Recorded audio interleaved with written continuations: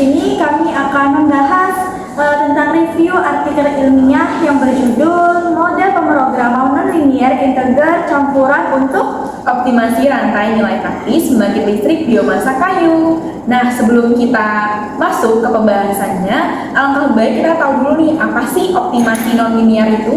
Jadi, optimasi nonlinear sendiri itu adalah memprediksi hasil terbaik dalam sistem nonlinear. Nah, optimasi nonlinear ini juga sering digunakan dalam optimasi dan juga kecerdasan buatan. Baik, selanjutnya akan dijelaskan oleh Naswa mengenai pembahasan-pembahasan yang nantinya akan kita bahas. Oke, dimulai dari latar belakang dari artikel ilmiah ini. Nah, jadi biomasa hutan itu merupakan salah satu sumber energi terbarukan yang fleksibel dan mampu menghasilkan listrik, panas, biofuel, atau kombinasi dari ketiganya.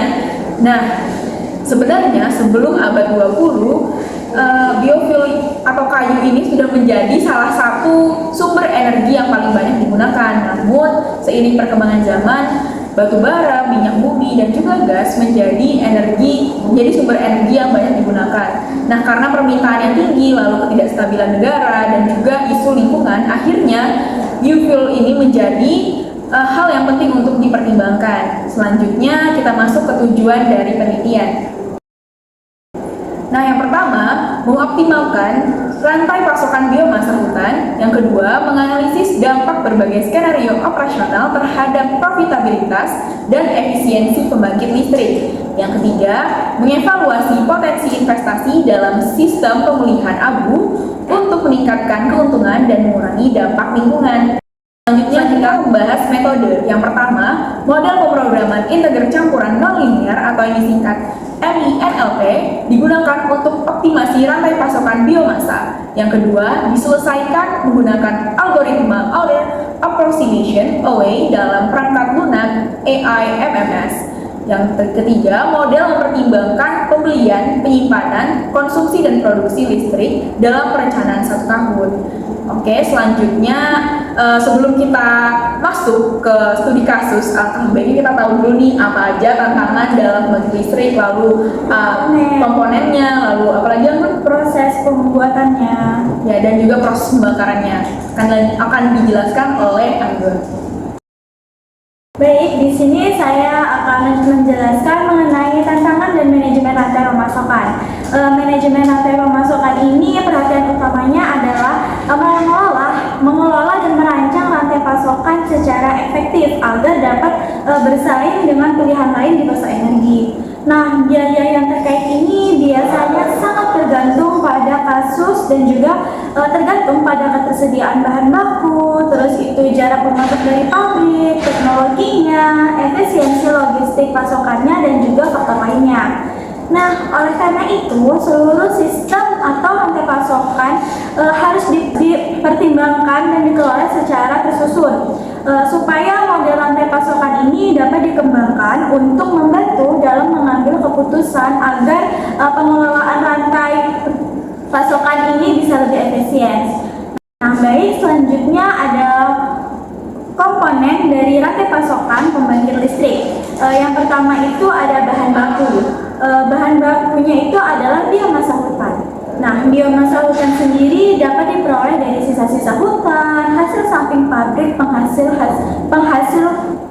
hutan, dan juga dari tanaman yang cepat tumbuh yang sengaja ditanam khusus untuk keperluan energi. Terus yang kedua itu ada transportasi. Nah, berbagai macam moda transportasi itu dapat digunakan, akan tetapi transportasi jalan lebih memungkinkan digunakan karena pembangkit listrik biomasa hutan ini biasanya dipasok dari pemasok lokal yang jaraknya ini cenderung relatif lebih dekat.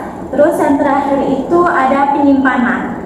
Penyimpanan sendiri ini merupakan isu penting dalam rantai pasokan biomasa hutan, seperti kualitas dan keawetan biomasa, terus itu efisiensi logistiknya, terus juga keberlangsungan pemasokan, dan juga pengelolaan bahan baku, dan juga dampak lingkungan serta keamanannya.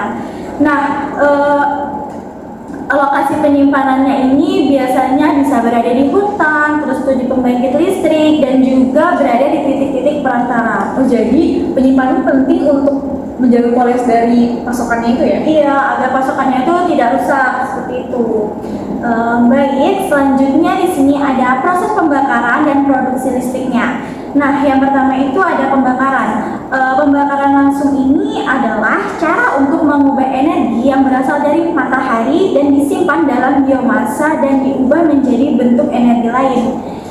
Terutama itu seperti energi panas dan kemudian menjadi listrik. Nah, yang kedua itu ada proses produksinya. Nah, proses produksi listrik ini bergantung pada teknologi yang digunakan dan juga bagaimana tata letak pembangkit listriknya.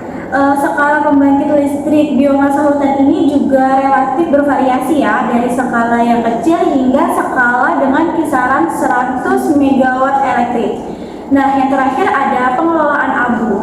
Pengelolaan abu ini merupakan tantangan penting bagi pembangkit listrik pembakaran langsung karena biomasa hutan ini umumnya mengandung kalsium dan juga kalium.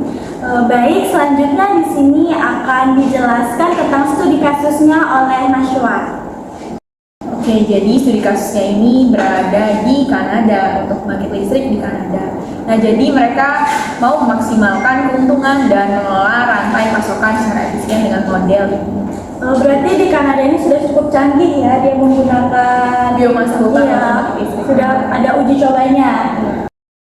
Oke, jadi yang pertama analisis skenario. Untuk tambahan, jadi analisis skenario dilakukan untuk mengevaluasi dampak dari berbagai situasi, contohnya seperti penghentian operasi pemasok atau investasi baru pada pengolahan abu. Nah, skenario 1 adalah skenario pesimis. Jadi, salah satu pemasok dengan kontrak tetap menghentikan operasinya yang dimungkinkan karena situasi ekonomi. Nah, jadi di skenario ini laba turun 24,48%. Nah, lalu di skenario 2, salah satu pemasok sebelumnya dengan kontrak tetap yang ditutup dalam beberapa tahun terakhir melanjutkan operasinya. Di skenario ini, laba naik sekitar 21,76%. Selanjutnya di skenario ketiga, pembangkit listrik menginvestasikan ke peralatan baru. Nah, di sini laba naik sekitar 1,06% dan biayanya turun sekitar 20,75%. Berarti di skenario 3 ini sangat efektif ya? Iya, sangat efisien banget karena dia menaikkan laba dan juga menurunkan biayanya. Oke, selanjutnya kita bahas analisis sensitivitas ya. Sebagai tambahan lagi, analisis sensitivitas dilakukan untuk mengevaluasi pengaruh variasi parameter model terhadap laba, seperti harga listrik, nilai kalori yang lebih tinggi, dan ketersediaan biomasa maksimum. Ya, baik. Di sini saya akan membahas mengenai analisis sensitivitasnya. Nah, hasil dari analisis sensitif ini menunjukkan bahwa faktor-faktor seperti harga listrik, nilai kalori biomasa, dan juga ketersediaan bahan baku dari pemasok dengan kontrak tetap ini memiliki dampak yang sangat signifikan terhadap profitabilitas. Baik, dari pembahasan yang kami bahas tadi, di sini ada kesimpulannya yaitu mengenai model optimasi. Jadi model optimasi ini bisa meningkatkan efisiensi dan juga profitabilitas pembangkit listrik biomasa dengan menekankan biaya. Nah, mengoptimalkan rantai pasokan, terus juga mengelola biomasa lebih efektif. Selain itu, investasi pemulihan abu juga bisa menguntungkan secara ekonomi dan lingkungan.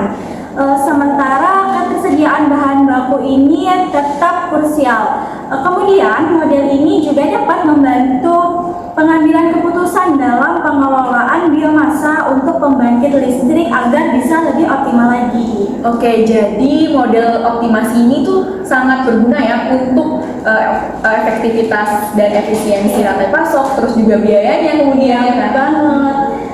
Dia bisa lebih menaikkan laba Ya, dan juga menurunkan biaya. Oke, keren.